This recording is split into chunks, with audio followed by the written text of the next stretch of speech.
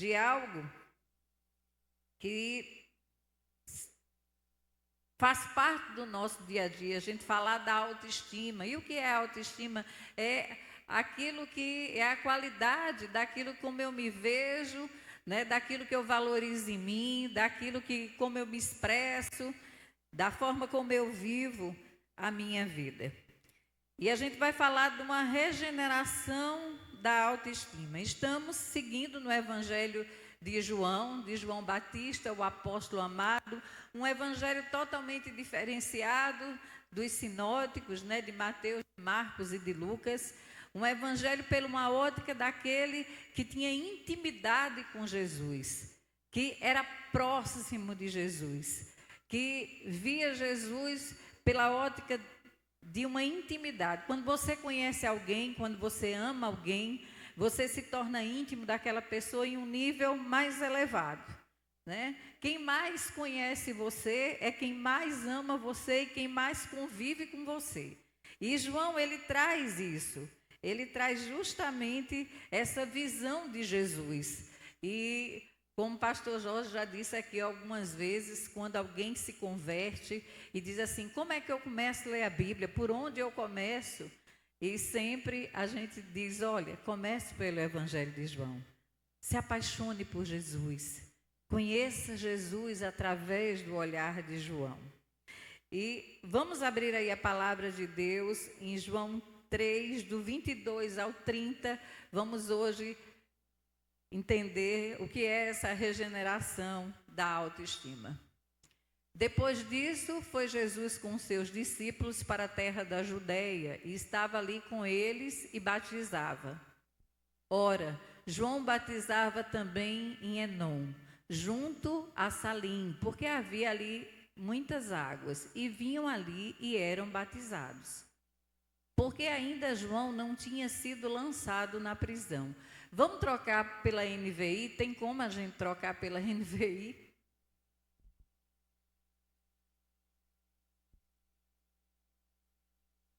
Vamos trocar essa. Porque eu creio que você que está em casa, você que acabou de se converter, a NVI vai ajudar você a entender melhor o texto.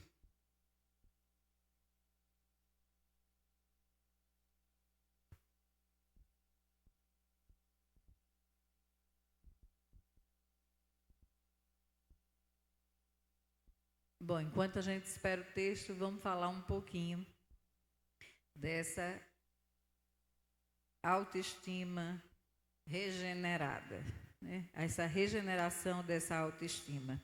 João traz novamente a visão aí de João Batista. Primeiro, logo após o encontro de Jesus com Nicodemos, João traz novamente esse momento com João Batista, dos discípulos de João indo questionar João Batista. E o que mais, João não traz o relato da morte de João Batista, mas as últimas palavras de João Batista no Evangelho de João Evangelista são essas, e a gente sabe que foi algo tão intenso e tão proporcional para que a gente entendesse um pouquinho deste homem que foi o arauto do Senhor. A gente já teve, se você quer acompanhar essa série no Evangelho de João, então eu espero que você busque lá no YouTube, porque a gente tem completo. Pronto, voltou o texto. Ora, isto se deu antes de João ser preso. Surgiu uma discussão entre alguns discípulos de João e certos judeus a respeito da purificação cerimonial. Eles lhe dirigiram a João e lhe disseram, Rabi, aquele homem que estava contigo no outro lado do Jordão, do qual testemunhastes, está batizando e todos estão se dirigindo a ele. João respondeu, uma pessoa só pode receber o que lhe é dado dos céus. Vocês mesmos são testemunhas de que eu disse, eu não sou Cristo, mas aquele que foi enviado adiante dele. A noiva pertence a um noivo, o amigo do noivo que está ao seu lado e o ouve, enche-se de alegria quando ouve a voz do noivo. Esta é a minha alegria que agora se completa. É necessário que ele cresça e que eu diminua. Vamos orar. Senhor, nosso Deus e Pai, esta é a tua santa, a tua maravilhosa palavra. Senhor, que possamos ter uma autoestima ligada ao teu coração, vivendo, Pai, e buscando ser apenas servo, aquele que te serve com alegria, entendendo humildemente, ó Pai, que o teu sangue derramado na cruz e a salvação, Pai, foi pela tua graça, tua imensurável graça. E é no nome de Jesus que oramos. Amém. Amém. João traz João Batista justamente nesse momento. Ele traz e mostra o quanto João Batista estava ciente do propósito dele na terra, tinha consciência desse propósito e que o orgulho, que nada disso era encontrado em seu coração. Porque o orgulho é um veneno. A egolatria tem sido algo difícil nos nossos dias. Eu sempre quero ser mais do que você. Eu preciso buscar, muitas vezes, nos títulos, no conhecimento, para subjugar o outro. E com certeza isso não vem de Deus. Um dos episódios de Charlie Brown, quem tem filhos aqui, ou pessoas que estão perto dos 30 anos, vão lembrar muito do Charlie Brown. Eu me lembro muito porque o meu filho mais velho, César, ele gostava muito desse desenho, e eu assisti inúmeras vezes. Ainda era aquela época de rebobinar a fita. Então, terminava, o desenho era curtinho, lá íamos nós para um novo momento. Então, eu conheço muito o Charlie Brown, que talvez muitos conheçam pelo o seu cachorro, que é o Snoopy, né? O Snoopy acabou ficando mais famoso ainda do que o Charlie Brown. E, num dos episódios, Linus, o irmão de Lucy, conversando com o seu amigo Charlie Brown, ele compartilha seu sonho dizendo: quando eu crescer, eu vou ser um médico humilde do interior. Eu vou morar na capital. Veja bem, eu vou morar na capital, mas todas as manhãs eu vou me levantar, eu vou pegar o meu carro conversível e vou dirigir até o interior. E lá eu vou curar muitas pessoas. Vou curar pessoas em um raio de quilômetros. E eu vou ser um médico humilde, mundialmente reconhecido. Humilde, mundialmente reconhecido. E nisso, o criador do Charlie Brown, o Charlie Schultz, ele queria mostrar a dificuldade, já naquela época, que era de encontrar humildade na humanidade. E ele queria colocando nesse desenho a vontade que as pessoas querem ser humildemente, mundialmente reconhecidos. O orgulho é um dos pecados mais letais, se não for o mais mortal. O filho número 1 da incredulidade, da falta de fé em Deus. Há quem argumente, por exemplo, que o orgulho foi o pecado original de Satanás, ao exclamar consigo mesmo, e eu quero que você abra a sua Bíblia novamente em Isaías 14, 13 e 14. Vamos lá para Isaías, para a gente poder ler esse texto com a igreja. Isaías 14, 13 e 14.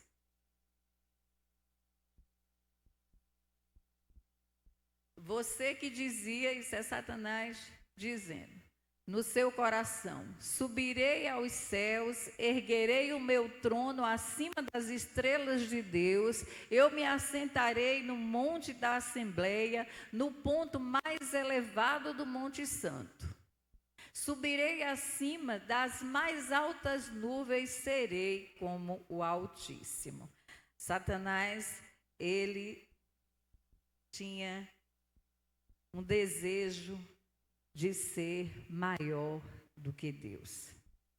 Esse tem sido, ao longo dos anos, algo que tem trazido tantas consequências à nossa vida cristã. Quando a gente se esquece que ele precisa crescer e eu preciso diminuir. Esta é a proporção no reino de Deus. Como é difícil, nos dias de hoje, termos pessoas que buscam viver em humildade. Esse orgulho de Satanás também foi a isca para convencer Eva a não só comer do fruto, mas dar ao seu marido. O autor Timothy Keller, ele escreveu um livro chamado Ego Transformado, que foi editado pela Vida Nova. Se você ainda não leu esse livro, eu recomendo.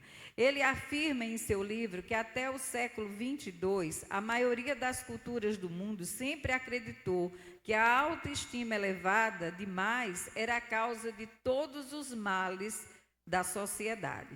Afinal, o que provoca a maior parte dos crimes, de pessoas serem maltratadas. E, no entanto, ele prossegue afirmando, na sociedade ocidental contemporânea, desenvolvemos um contexto totalmente oposto. A base da educação, a maneira da maior parte da legislação, os direitos humanos, o ponto de partida do aconselhamento de hoje são exatamente o oposto do contexto tradicional. A crença de hoje lança raízes dizendo, se eu preciso aumentar a minha autoestima, eu preciso ter o ego inflado, porque assim eu não vou recorrer às drogas, eu não vou ser alguém que vai fazer mal ao outro, mas é uma desculpa para tudo aquilo que o homem busca distante de Deus. Sem Deus nós não somos nada. Mas só se entende dessa forma quem conhece verdadeiramente o Senhor Jesus. Nós vemos que há um contraste aqui entre João Batista e os discípulos. Os discípulos de João Batista têm uma autoestima deformada. A primeira coisa que João Batista quer nos ensinar com essa passagem é que a autoestima deformada pode causar enormes estragos, principalmente nas relações humanas. A forma que os discípulos foram a João Batista, olha, aquele ao qual você encontrou além do Jordão, há mais pessoas indo a ele, ele tem batizado mais do que você. Eles ficaram preocupados, porque quem tem uma autoestima deformada, ele precisa de multidões. Eles não estavam incomodados por quanto Jesus estava batizando mais, mas eles estavam incomodados, feridos, porque as multidões já não o seguiam. As multidões voltaram-se para Jesus. As multidões estavam buscando a Jesus. E já não havia tantas multidões. Eles estavam vazios e para preencher esse vazio, eles se questionavam. A autoestima deformada é fruto de um ego vazio, dolorido, atarefado e frágil. Hoje, não precisa nem a gente trazer o contexto, ele é tão forte que nos remete para o momento que estamos vivendo. Um momento de que muitas pessoas vivem a vida do outro através da rede social. E eu costumo muito dizer, quem não tem vida para viver é que se incomoda com a vida do outro. Porque quem tem vida para viver não está interessado no que o outro faz, no que o outro posta, não precisa buscar assunto na vida do outro. E hoje a gente vê muito isso.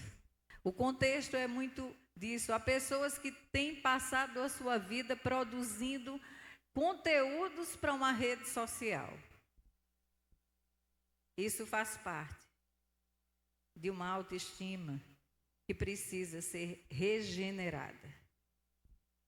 Isso faz parte de alguém que tem uma autoestima deformada. A autoestima regenerada é o oposto. É João Batista. Aquele que foi o arauto do rei. aquele que veio preparar o caminho para Jesus, aquele que se alegrou a encontrar Jesus, aquele que disse: eu não sou digno nem de desatar-lhe as sandálias, aquele que quando viu Jesus o seu coração se alegrou, aquele que diz assim: olha, eu sou amigo do noivo, eu não sou o noivo.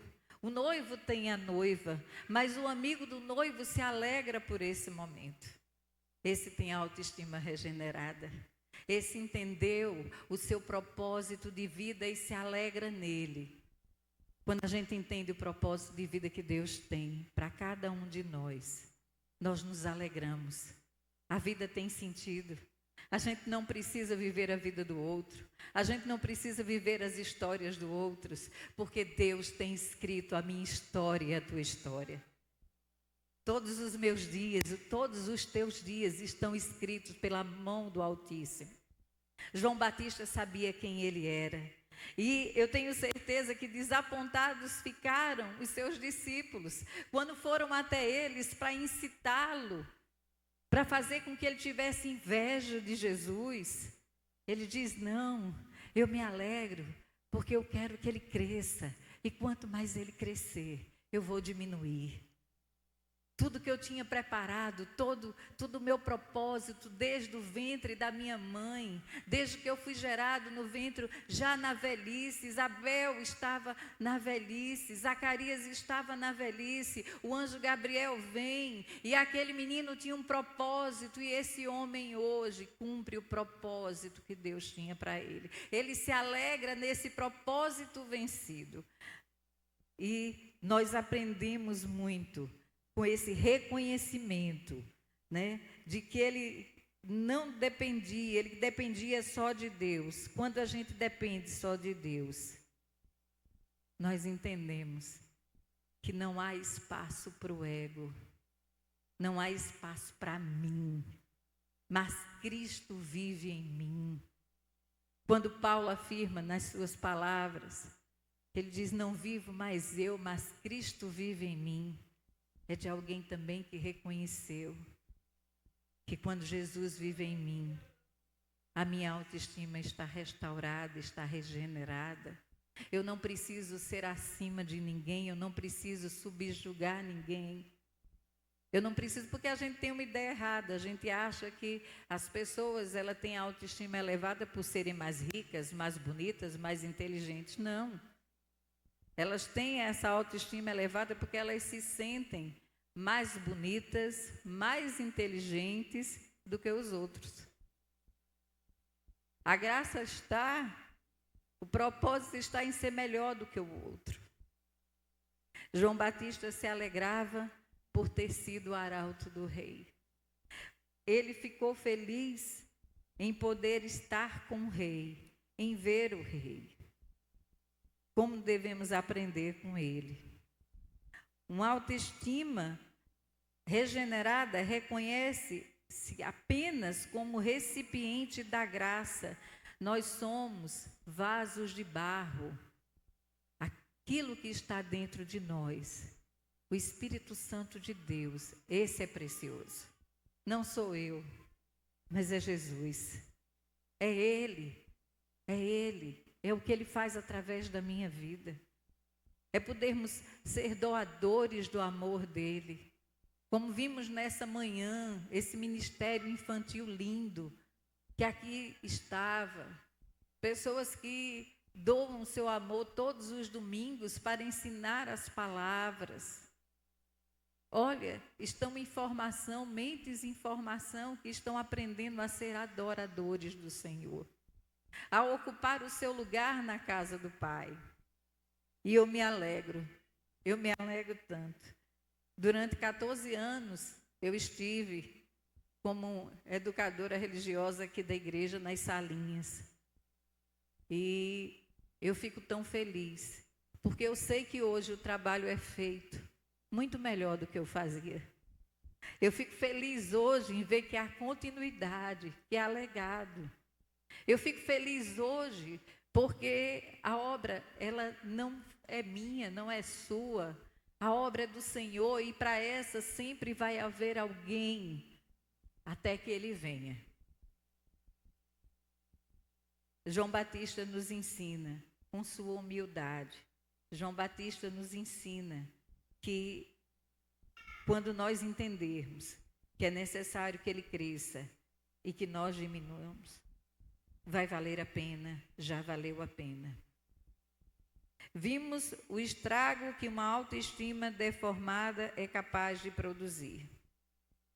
Descrevemos como é a autoestima regenerada. Porque João, ele menciona a voz do noivo.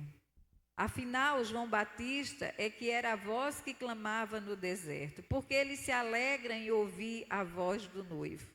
A voz de Jesus é maior do que a de João Batista. A voz de Jesus tirou Lázaro da cova. A voz de Jesus restaurou, curou, salvou e transformou vidas. E as faz até hoje.